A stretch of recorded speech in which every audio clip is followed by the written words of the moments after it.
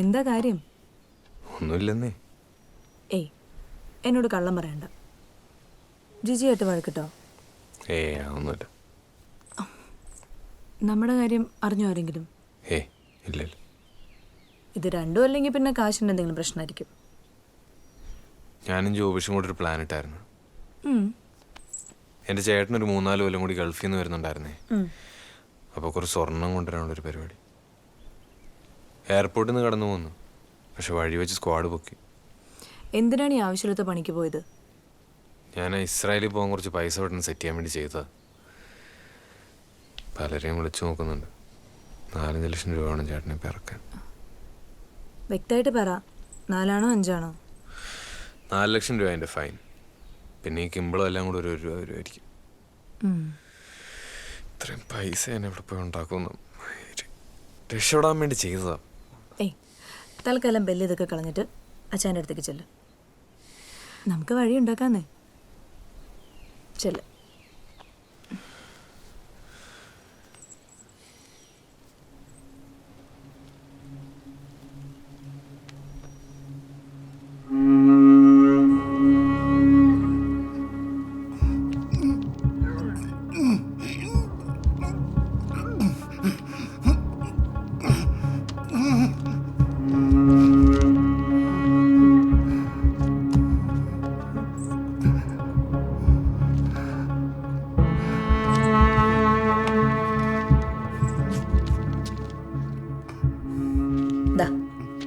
ഇപ്പൊ പ്രശ്നമല്ലേ, സോൾവ് ആയില്ലേ?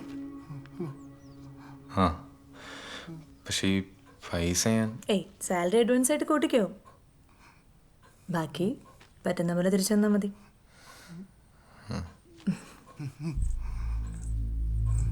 സലണ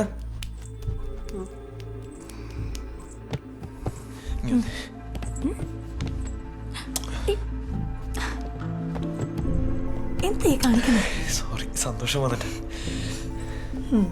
സന്തോഷമൊക്കെ പിന്നെ.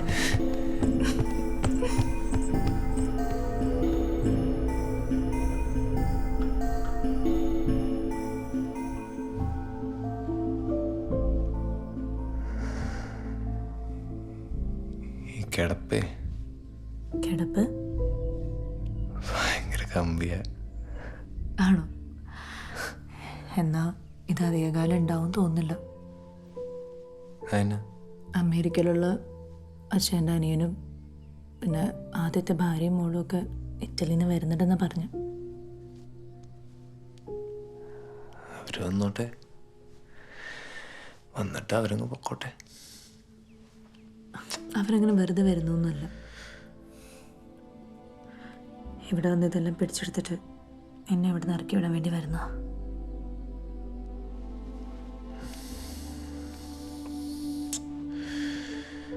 എങ്ങനെ എന്തോ വിൽപ്പത്രമൊക്കെ ഇല്ലേ? അച്ഛൻ മരിച്ചു കഴിഞ്ഞാലല്ലേ ഈ വിൽപ്പത്രത്തിലൊക്കെ കാര്യമുള്ളൂ. അതിനുമുമ്പ് അവരോട് വന്ന് എന്നെ ഇറക്കി വിട്ടിട്ട് കേസ് കൊടുത്താലോ? അങ്ങനെ ഇറക്കി വിടാൻ പറ്റുമോ? ഈ അച്ഛൻ്റെ ഭാര്യയില്ലേ? അല്ല, അച്ഛൻ്റെ ഭാര്യ എന്നുള്ള കാര്യം എന്നെ ഓർമ്മിപ്പിക്കല്ലേ.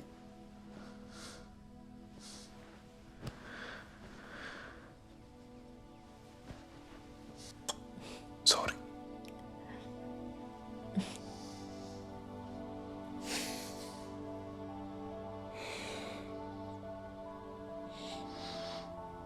നീ എന്തിനാ അയാളെ കെട്ടാൻ പോയത്? ആ കല്യാണത്തിൻ്റെ ആലോചന വന്നപ്പോൾ എന്നോട് എല്ലാവരും പറഞ്ഞത്, അയാൾ പ്രായമുള്ള ആളല്ലേ, എന്നെ പൊന്നുപോലെ നോക്കുന്നൊക്കെ. അയാളെന്നെ നോക്കി പൊന്നുപോലെ അടിച്ച് പരത്തി അയാളുടെ ഇഷ്ടത്തിനുണ്ടാക്കാൻ. അയാളങ്ങനെ നോക്കി നോക്കി വേദനയും സുഖമൊന്നും അറിയാത്തൊരവസ്ഥയിലായി.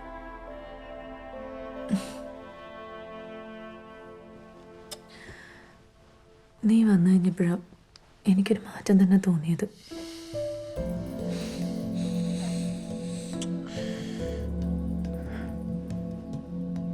ഇനിയിപ്പോൾ എന്തായാലും നിനക്ക് വിഷമിക്കേണ്ടി വരത്തില്ല. ഞാനില്ലേ ഇപ്പൊ കൂടെ. എൻ്റെ പിമ്പായിട്ടായിരിക്കും. അതെന്നെ വർത്താനോ അതല്ലേ പറയുന്നേ? പിന്നെ നിനക്ക് എന്ത് ചെയ്യാൻ പറ്റുന്ന ബെൽ?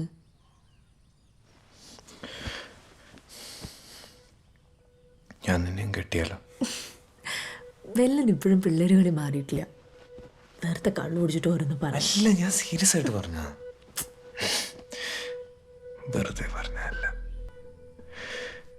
ചേച്ചി മോളൊക്കെ ഇപ്പം എൻ്റെ മനസ്സിൽ നിന്നേ പോയി. നമുക്ക് രണ്ടുപേർക്കും ഇങ്ങനെ ഒരുമിച്ച് ജീവിച്ചാൽ പോരെ, സുഖമായിട്ട്. ഇതുപോലെ കൊതിച്ച് കൊതിച്ചോ ഞാൻ അച്ഛനോട് ഇറങ്ങിപ്പോന്നു. പക്ഷെ വീട്ടിൽ വളർത്തുന്നൊരു പട്ടിയുടെ വില പോലെ. പിന്നെയും പിന്നെ പറയുന്നേ. ബെല്ലനൊരു കാര്യം അറിയോ? ഞാൻ എത്ര പ്രാവശ്യം മരിക്കാൻ ശ്രമിച്ചിട്ടുണ്ടെന്ന്.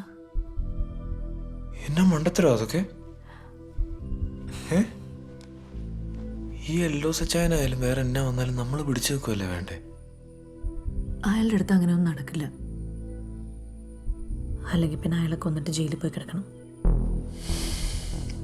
എന്നിട്ടോ അങ്ങനെ നമ്മുടെ ജീവിതം കൊണ്ട് കളഞ്ഞാൽ ചെയ്തിട്ട് എന്നാ കാര്യം? എന്നാ നമ്മുടെ ജീവിതം കളയാതെ അയാളെ കൊല്ലാൻ പറ്റുമോ?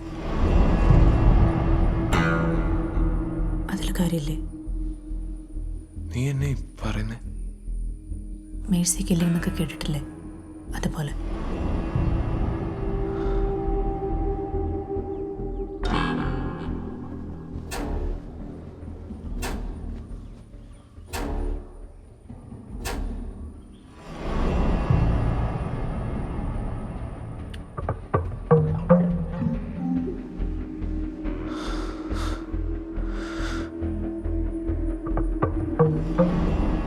ഒരുമിച്ച് ജീവിക്കാന്ന് വല്ല ആത്മാർത്ഥമായിട്ട് പറഞ്ഞതേക്ക് അതിനിതല്ലാതെ വേറെ വഴിയില്ല.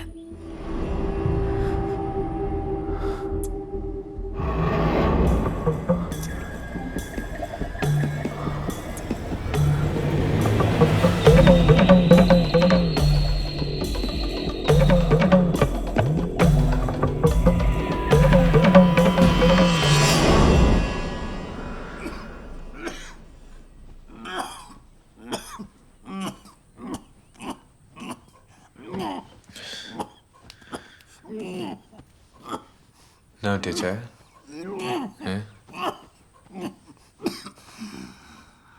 ഞാൻ സിറപ്പെടുത്തോണ്ട് വരാം.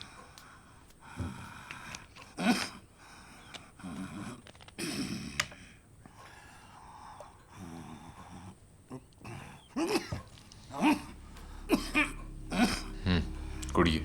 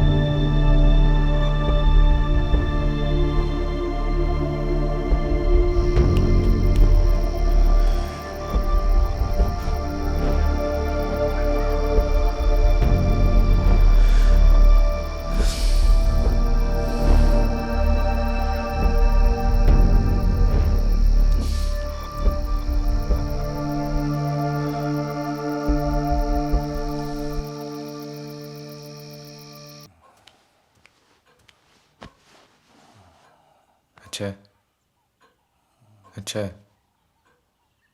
അച്ഛേ എനിക്ക് ഗുഡ് മോർണിംഗ്. ഒന്നുമില്ല ഒന്നുമില്ല അച്ഛേ. ഹലോ ചേ നോക്കി ചേ നമുക്കൊന്ന് റെഡി ആയാലോ? ഞാൻ പോയി ബ്രഷ് എടുത്തോണ്ട് വരട്ടെ?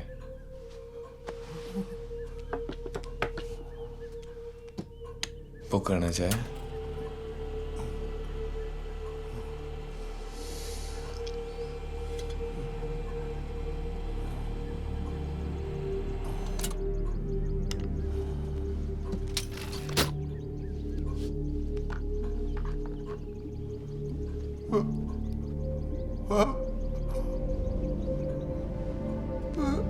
എന്നാ പറ്റിച്ചേ?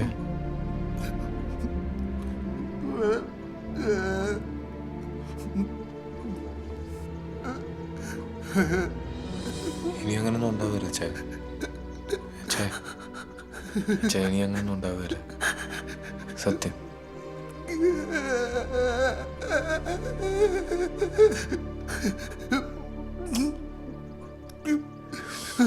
ചേ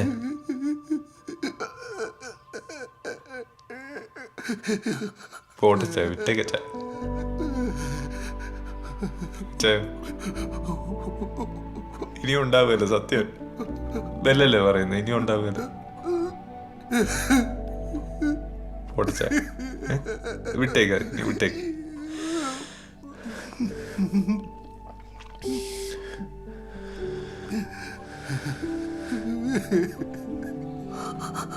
ഓക്കെ അല്ലേ ചേ?